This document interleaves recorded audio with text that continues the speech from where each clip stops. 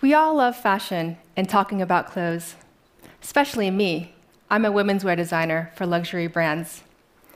And while seeing models on a runway is a good distraction from the more serious newsworthy issues, here's something you may have missed.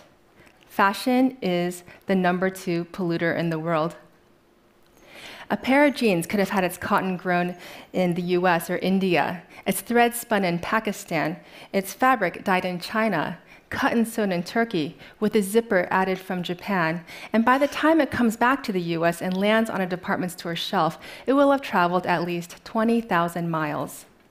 If it's not organic, it will have used one handful of pesticides. If it has stretch, it will have been made with petrochemicals.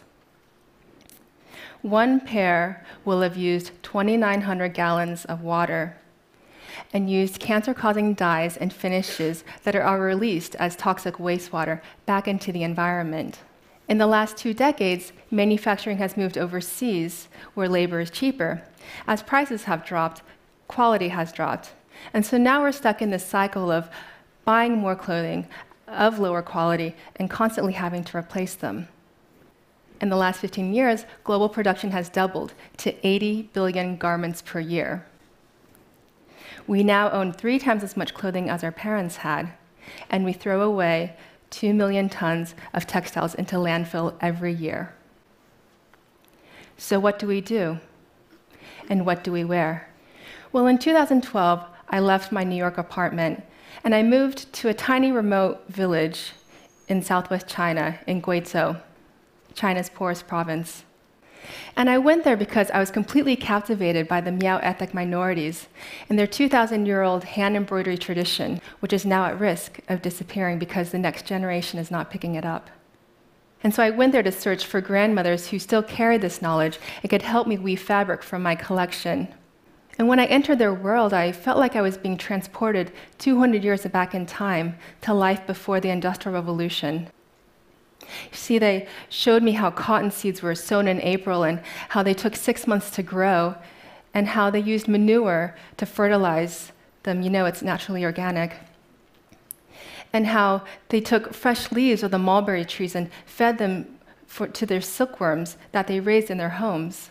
And how by the end of the summer, they could stiffen the fibers using soybean juice, hand spin them into thread, and then set them on a loom, so that by fall, they can finally sit down and weave the fabric 1 thread at a time at a very slow rate of 3 meters per day. Now, it's dyed using their native plant indigo. It's dipped for 30 minutes in a cold water vat, then removed for 30 to oxidize, and repeated like this for hours and weeks, and sometimes months, until the right color is achieved. And since it's a natural plant, indigo, it's used as an herbal medicine, and so it's safe on the skin, and it's even mosquito repellent. And so they dyed these yellow shorts for me in May using the wild buddleia flowers that were in bloom in the forest. They gathered the petals after they had fallen to the ground, not picked from the plant. And these grays could only be dyed in late August, when the bark of the wild tallow trees could be carefully removed without harming the tree. And because we didn't use any chemicals, our dye wastewater was safe enough to drink as a medicinal tea. And this is really important because the river that we used to rinse our fabric was the same one that the villagers bathed in and washed their vegetables. See here, I had to forget everything I knew about being a fashion designer in New York. Because in nature, getting things in big quantities immediately and at any time of the year just simply didn't work. And so a jacket could have taken 2 years to complete, but it will be worn for 20 and just become more beautiful over time. It will never be thrown away, just mended, re-dyed, and one day passed down as an heirloom. And so by the end of that year, these villagers had made enough fabric for me to make for my collection. But what surprised me most wasn't how soft and comfortable they were to wear, or how all the materials we used were found in a 50-mile radius, or that one jacket started out as a humble seed in the ground. What surprised me most was that these villagers had made all this fabric for me, and they didn't even use electricity. The only power source they needed was the sun, human hands, and heart. And so it may seem ironic that in China, the country with the greatest carbon emissions, in its indigenous culture, I found this sustainable and non-polluting way of making clothes. But this is not unique to China. It can be found in traditional cultures all over the world. Because clothing and making clothing has historically been an all-natural and sustainable process. Now, I'm not suggesting that you all go home and feel guilty every time you open your closet, but just consider this the next time you go shopping.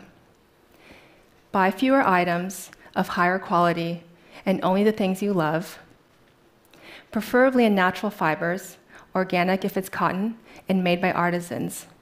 Because while research shows that 90% of a product's environmental impact may be determined at the design stage, the truth is we designers can only design what will sell in the market. So change must start with you, the consumer. Because if we all demand better ways of making clothes, then the fashion industry can only respond with more sustainable solutions. So I hope we can all work together to make this change. Thank you.